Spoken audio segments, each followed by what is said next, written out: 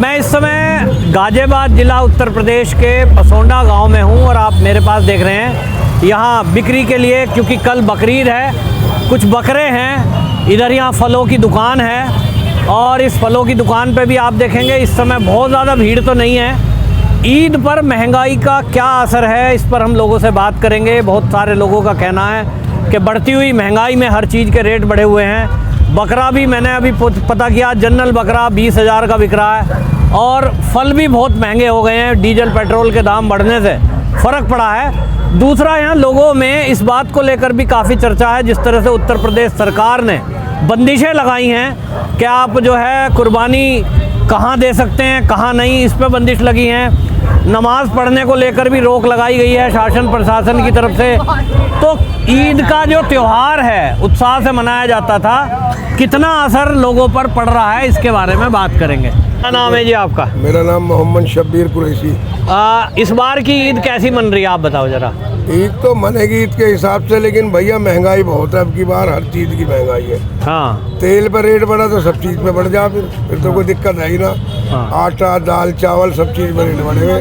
जो 70 रुपये दाल थी वो तो कूद गई। हाँ, अब क्या करेगा गरीब आदमी खाने वाला, बताओ। दाल तबाह कूदे।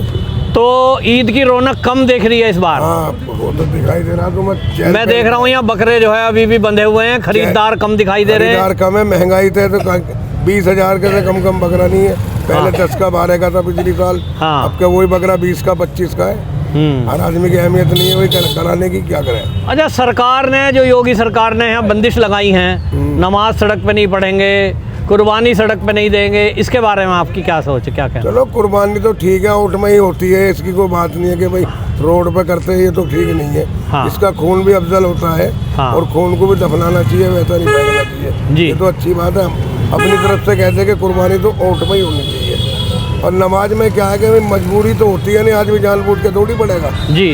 भाई। नमाज तो मस्जिद में ही होती है। हाँ। अगर 5 मिनट के लिए मजबूरी है, घर का जगह नहीं है, तो इसलिए पढ़ लेता है। कोई जरूरी थोड़ी होता है कि मस्जिद से क्या शौक है आदमी को बाहर नमाज पढ़ने का। अच्छा, जैसे यहाँ की मस्जिद है तो बिल्कुल सड़क पे ही है। हाँ। तो यहाँ कैसे होता था अब के पहले, जब बंदिश नहीं थी? नहीं, अंदर ही होता है, ऊपर ही 3 मंजिल है। अच्छा, 3 मंजिल है। यहाँ सड़क पे कभी मैंने तो देखी नहीं। सड़क पे होती नहीं, हमारे यहाँ कहीं नहीं होती। कहीं नहीं होती यहाँ तो पहले से ही कानून का पालन। 40 मस्जिद है कम से कम, पढ़ती 40 मस्जिद है गाँव के अंदर। अच्छा, और सब मस्जिदों में होती है। 40 तो बहुत है यहाँ। हाँ, 40 मस्जिद करीब है और ईदगाह है काफ़ी बड़ी। और उसके बाद अगर एक बार होता, दोबारा भी 3 बार भी करते थे, कोई दिक्कत नहीं है। टाइम 10-10 मिनट के। अच्छा, टाइम है ऐसा? 15-15 मिनट के हिसाब से जी। 3 बार 2 बार करे थे बड़ी ईदगाह में। और जो लोग जिस मस्जिद में होगा 7 बजे कल नमाज, हाँ, कुरैशियान मस्जिद है वहाँ होगा। 2-3 मस्जिदों में भी होता है, तो कोई दिक्कत नहीं है नमाज के लिए। मतलब पहले से नियम है? नहीं, नियम क्या, नियम के अनुसार ही होएगा। यहाँ तो चलता ही है, चलता ही नहीं हमारे नहीं है। आज तक कोई हमारे यहाँ किसी तरह का कोई मामला नहीं है। हाँ। सब मोहब्बत प्यार से रहते हैं, कोई किसी तरह का काम नहीं है, सब भाई की तरह रहते हैं। ठीक है। पुराने बुजुर्ग जब से गाँव बसाए। ठीक। तो देखिए, इन्होंने बताया कि महंगाई का असर तो है, क्योंकि अब देखिए लास्ट है, शाम का टाइम है और कल तो ईद है। उसके बावजूद भी ये बकरे बचे हुए हैं और उसका कारण यही है, जो मैंने देखा, लोगों से बात करी है, कि ये जो बकरे हैं भाई 20-20 हज़ार रुपये का बकरा। और अब आप सोचिए इस महंगाई में, और फिर इसको बनाने के लिए भी जो सामान लेना है बाज़ार से वो भी महंगा। तो इसीलिए रौनक कम है, पहले की तरह नहीं है, ऐसा लोगों का कहना है। बाकी नियम कायदे कानून जो सरकार ने बनाए हैं उसका सब पालन करेंगे, ऐसा लोगों ने यहाँ बताया है। उत्तर प्रदेश, जहां गायें सिर्फ एक आस्था नहीं बल्कि गांव की अर्थव्यवस्था की पहचान बन चुकी है। जब उत्तर प्रदेश में किसानों की लागत बढ़ी और आमदनी घटी, तब उत्तर प्रदेश में योगी आदित्यनाथ सरकार में शुरू हुई गो इकोनॉमी की नई सोच। पूरे उत्तर प्रदेश में योगी सरकार ने 7,600 से ज्यादा गौशालाओं का निर्माण कराया, निराश्रित गोवंश को संरक्षण दिया और डेयरी योजनाओं से किसानों को नई ताकत दी। इन गौशालाओं के प्रबंधन और जैविक खेती को बढ़ावा देने के लिए ग्रामीण महिलाओं को आजीविका मिशन से जुड़ी कृषि सखियों के तौर पर नियुक्त किया गया। योगी सरकार ने गो इकोनॉमी यानी गाय पर आधारित अर्थव्यवस्था को बढ़ावा देने के लिए डेयरी मास्टर प्लान ऑपरेशन 4 लागू किया। इसके तहत गाय पालन, जैविक खाद और गोबर से बायोगैस उत्पादन के जरिए किसानों की आय बढ़ाने और ग्रामीण अर्थव्यवस्था को मजबूत करने पर जोर दिया जा रहा है। राज्य में गोबर से कंप्रेस्ड बायोगैस यानी सीबीसी बनाने के लिए 26 से ज्यादा प्लांट लगाए गए हैं, जो एलपीजी पर निर्भरता घटाने और किसानों की अतिरिक्त आय का मुख्य स्रोत बन रहे हैं। और आज गांव का युवा गो आधारित उत्पादों को देश भर में पहुंचा रहा है और उससे कमाई कर रहा है। मुख्यमंत्री पशुपालन योजनाओं का लाभ उठाएं और अपनी आय बढ़ाएं। मुख्यमंत्री सहभागिता योजना, जहां निराश्रित गायों का पालन करने वाले किसान और पशुपालकों को 1500 प्रति गाय प्रति महीने भरण पोषण सहायता, यानी अब गौ सेवा भी और अच्छी कमाई भी। नंदनी कृषक समृद्धि योजना, यानी उन्नत देशी नस्लों की डेयरी इकाई स्थापना पर 50% तक की सब्सिडी। अपना दूध का बिजनेस शुरू करें।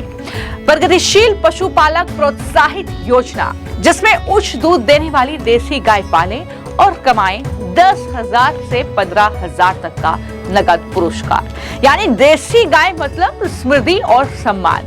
अब किसान और पशुपालक आत्मनिर्भर बन सकते हैं। गो इकोनॉमी मतलब यूपी में योगी आदित्यनाथ के नेतृत्व में एक नई क्रांति, जहां गोबर और गोमूत्र से चमकेगी किसानों की किस्मत। गांव मजबूत, किसान समृद्ध और भारत आत्मनिर्भर बनेगा। ईद के बारे में पूछ रहे हैं जी, कल ईद है तो लोगों का कहना है कि ये जो ईद है महंगाई की वजह से रौनक कम है, क्या कहेंगे आप? जी बिल्कुल सही है।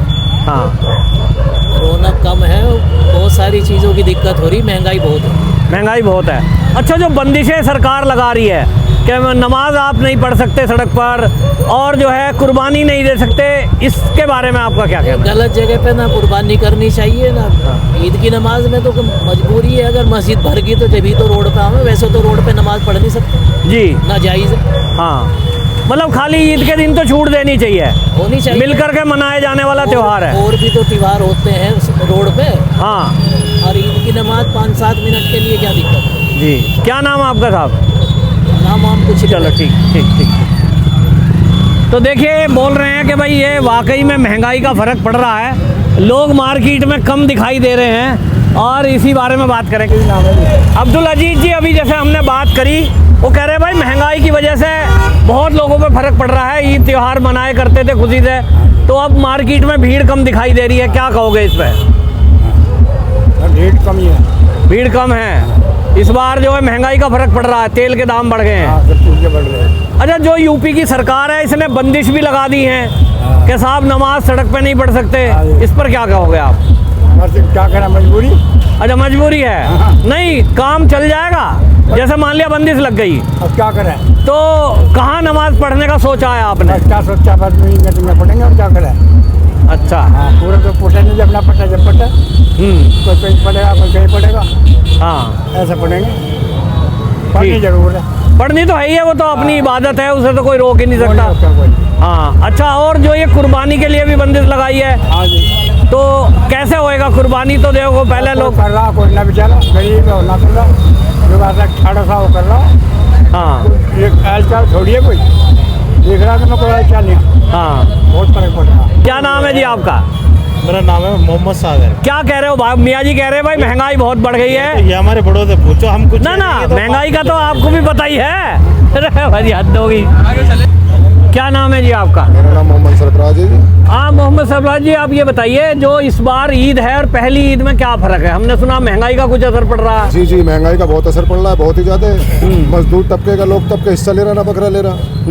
जी, और यहाँ सरकार ने बंदिशें और लगा दी हैं, यूपी सरकार ने। वो तो सभी को पता है जी, इसमें तुम्हें हमें जो है नमाज नहीं पढ़ सकते आप। देखो, वो तो पहले तो नहीं लगी थी कभी ऐसा। बात सुनो, ये तो सभी को पता है, हमें पता नहीं है, तो सबको पता है। हाँ, हिंदू को भी पता है, मुसलमान को भी पता है। नहीं, ये पता है, लेकिन क्या ये जायज है कि अगर आप किसी का त्योहार मनाने से ऐसे रोक दो? ये तो तो सरकार ही बता सकती है। हाँ तो किसी के त्योहार मनाने से रोकना या उसको बंदिश लगानी, हाँ, ये बढ़िया बात नहीं। बढ़िया बात नहीं। आपके हिसाब से मतलब ये ठीक है, एक दिन की छूट मिलनी चाहिए थी। जी जी, त्योहार पर सभी को मिलनी चाहिए। हिंदू हो या मुसलमान हो, सभी को छूट मिलनी चाहिए। त्योहार पे कोई सा भी त्योहार हो, इसको छूट मिलनी चाहिए। तो इसका क्या फिर रहेगा असर? क्योंकि हमने देखा है, हम तो छोटे से बड़े हो गए कि भाई खजूरी गांव में, मेरा मेरठ जिले में सब मिलकर मनाते थे, और एक दिन ऐसा है जब सब लोग इकट्ठे होकर नमाज पढ़ते हैं। यहाँ भी ऐसे होता था। तो अब क्या होगा इसमें, क्या सोचा है? कुछ ऐसे लोग हैं जो इस समाज में ऐसे लोग हैं जो मतलब इस माहौल को खराब करने का काम करते हैं। कुछ ऐसे लोग हैं जो माहौल को खराब करने का काम करते हैं, उसी से थोड़ा सा मामला बनना, उससे बहुत लोगों के अंदर ये कटाव पैदा होगा। अन्य हिंदू मुसलमान गाँवों में क्या, शहरों में कहाँ ना बनता था, बताओ, एक जगह बनता था सब। तो यहाँ आपने क्या सोचा है? यहाँ के लोगों ने क्या शिफ्टों में नमाज पढ़ी जाएगी या क्या सोचा है इसका? देखो, ये तो कल बताया जाएगा, शिफ्टों में पढ़ी जाएगी या आपके पास कोई सूचना है इसकी? नहीं, कोई सूचना। मतलब कैसे जाओगे, किस टाइम जाओगे? हाँ, सूचना है, टाइम है, टाइम में 6:30 7 टाइम अच्छा, रखा हुआ है। मस्जिद की तरफ से कुछ व्यवस्था की गई होगी। कुर्बानी को लेकर क्या करना है? कुर्बानी के लिए कुर्बानी बंदिश तो है? पर्दे में होनी चाहिए, वो सरकार का जो गाइडलाइन है वो बिल्कुल बढ़िया है, बढ़िया, वो पर्दे में होनी चाहिए। ठीक। एक समय था जब उत्तर प्रदेश के सरकारी स्कूल बदहाली के आंसू रोते थे। न पीने का साफ पानी था, न बैठने को बेंच, और न ही बेटियों के लिए सुरक्षित शौचालय। लेकिन साल 2017 में मुख्यमंत्री योगी आदित्यनाथ ने उत्तर प्रदेश की कमान संभाली तो उन्होंने तय किया कि गरीब का बच्चा भी अब कॉन्वेंट जैसे स्कूलों में पढ़ेगा। और फिर शुरू हुआ देश का सबसे बड़ा शैक्षिक परिवर्तन अभियान, ऑपरेशन कायाकल्प। योगी सरकार ने यूपी के 1,36,000 से ज्यादा सरकारी प्राथमिक और उच्च प्राथमिक स्कूलों की तस्वीर को पूरी तरह से बदल दिया है।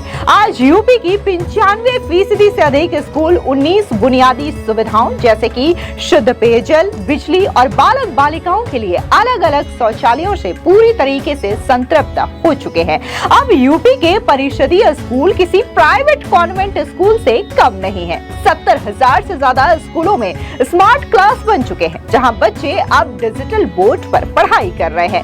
सुंदर क्लासरूम्स, चमचमाती टाइल्स, खेलने के लिए सुरक्षित मैदान और दीवारों पर बनी ज्ञानवर्धक पेंटिंग्स आज बच्चों को हर दिन स्कूल आने के लिए आकर्षित कर रही है। जब सुविधाएं बढ़ी तो योगी सरकार पर जनता का भरोसा भी बढ़ा। ऑपरेशन कायाकल्प के चलते यूपी के सरकारी स्कूलों में छात्र नामांकन में 40 लाख से अधिक की ऐतिहासिक वृद्धि दर्ज की गई है। यही नहीं, योगी सरकार हर छात्र के अभिभावक के बैंक खाते में यूनिफॉर्म, बैग, स्वेटर और जूते मोजे के लिए सीधे पैसे ट्रांसफर कर रही है, जिससे भ्रष्टाचार का अंत हुआ है। लाखों स्कूलों का कायाकल्प, कॉन्वेंट जैसी सुविधाएं और करोड़ों बच्चों का संवरता भविष्य। अब उत्तर प्रदेश का हर बच्चा पढ़ेगा भी और आगे बढ़ेगा भी। शिक्षा क्षेत्र में आया ये ऐतिहासिक क्रांति इस बात की गवाही दे रहा है कि योगी है तो यकीन है, जल ही जीवन है। लेकिन दशकों तक उत्तर प्रदेश के गांवों के पारंपरिक तालाब उपेक्षा और अतिक्रमण के आंसू रोते रहे। भूजल स्तर पाताल में गिरता रहा। पर साल 2022 में मुख्यमंत्री योगी आदित्यनाथ ने ठाना कि यूपी में बूंद बूंद को सहेजना है, जल संकट को जड़ से मिटाना है। जिसके बाद शुरू हुआ मुख्यमंत्री योगी के नेतृत्व में मिशन अमृत सरोवर का एक ऐसा भागीरथ प्रयास जिसने इतिहास रच दिया। जहां मूल लक्ष्य 5,550 तालाबों का था, वहीं योगी सरकार की इच्छा शक्ति से यूपी में 16,630 से ज्यादा अमृत सरोवरों का निर्माण और पुनरुद्धार किया जा चुका है। मूल लक्ष्य से 3 गुना अधिक काम करके उत्तर प्रदेश पूरे देश में नंबर 1 बनकर के उभरा है। ये सिर्फ पानी के गड्ढे नहीं है, ये आज यूपी के गांवों की गौरव है। एक एक एकड़ में फैले ये सरोवर 10,000 घन मीटर पानी सहेजने की ताकत रखते हैं। इनके चारों तरफ 23 लाख से ज्यादा स्वदेशी पेड़ पौधे लगाए गए हैं। आज जहां सुव्यवस्थित घाट है, बैठने के लिए बेंच है और शाम को टहलने के लिए वॉकवे है। गांवों के गंदे तालाब अब पिकनिक स्पॉट और चेतना केंद्र बन चुके हैं। योगी सरकार की इस दूरदर्शी योजना ने मनरेगा के जरिए लाखों ग्रामीणों को सीधे उनके गांव में ही रोजगार दिया। यही नहीं, खेतों को सिंचाई के लिए पानी मिला और राज्य के 29 से अधिक जिलों में गिरते भूजल स्तर में भारी सुधार दर्ज किया गया है। रिकॉर्ड 16,000 से ज्यादा सरोवरों का निर्माण, भूजल स्तर में अभूतपूर्व सुधार और समृद्ध होते हमारे गांव। ये है बदलता, बढ़ता और जल आत्मनिर्भर बनता उत्तर प्रदेश। नियत साफ हो तो काम भी दमदार होते हैं। योगी है तो यकीन है।